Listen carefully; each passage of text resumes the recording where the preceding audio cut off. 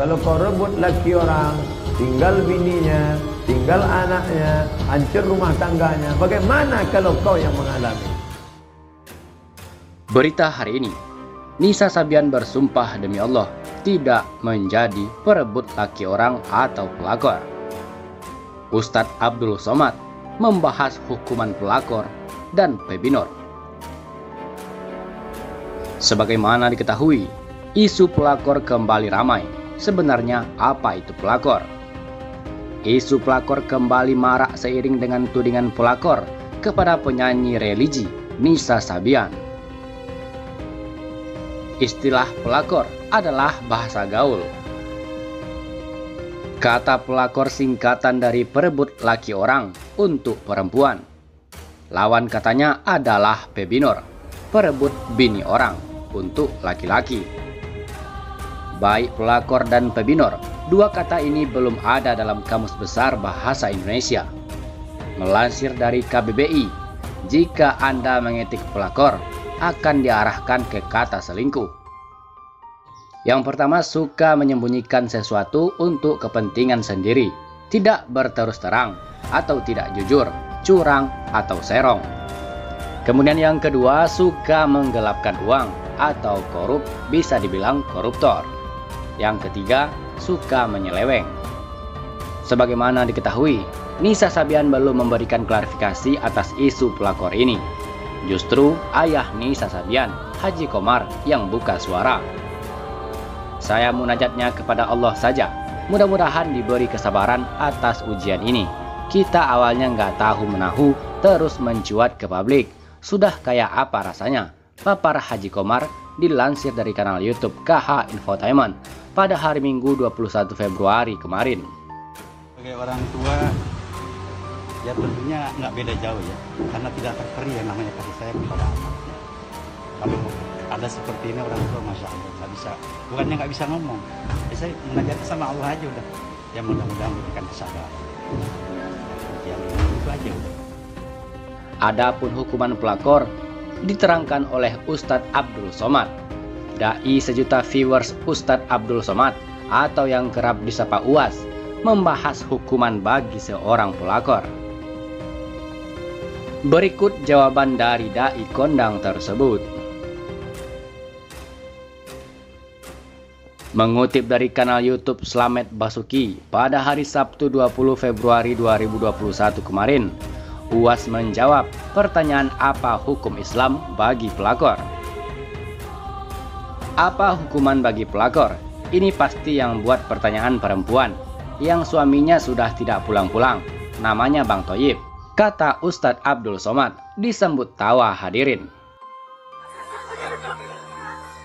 Apa hukuman bagi pelakor?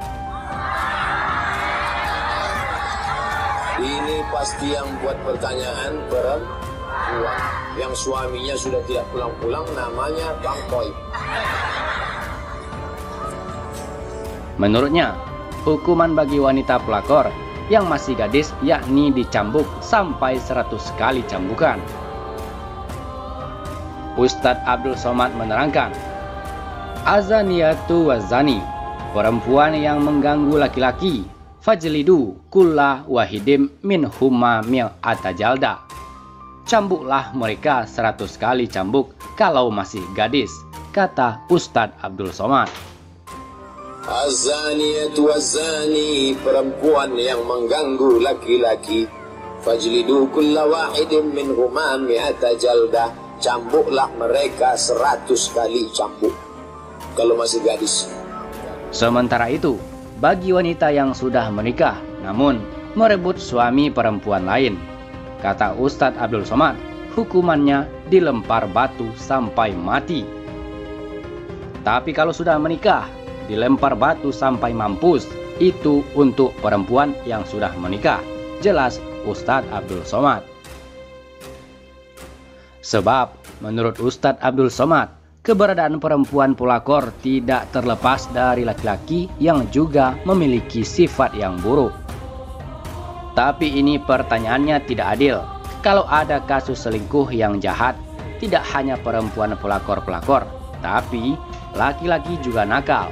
Pelakor ada karena ada senior. Siapa itu seniornya? Senang istri orang. Mudah-mudahan kampung kita dijauhkan dari pelakor dan senior, ujar Ustadz Abdul Somad. Kalau sudah menikah, dilempar batu sampai mampus. Itu perempuan. Tapi ini pertanyaannya nggak adil. Maka kalau ada selingkuh yang jahat perempuan, pelakor. Laki-laki juga nakal. Pelakor ada karena ada senior. Siapa itu senior? Senang istri orang. Mudah-mudahan kampung kita dijauhkan dari pelakor dan senior. Kemudian kita singgung dari hukum pelakor dan pebinor di Indonesia.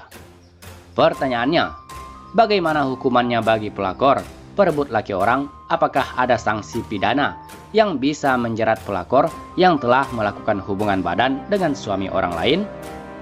Saya geram sekali mengingat banyak kejadian hubungan dengan pelakor. Nah, demikianlah pertanyaannya. Melansir dari hukumonline.com dengan judul Risiko Hukum Menjadi Pelakor. Berikut jawabannya. Kita bahas dari definisi pelakor dulu. Pelakor yang Anda sebutkan merupakan akronim dari perebut laki orang.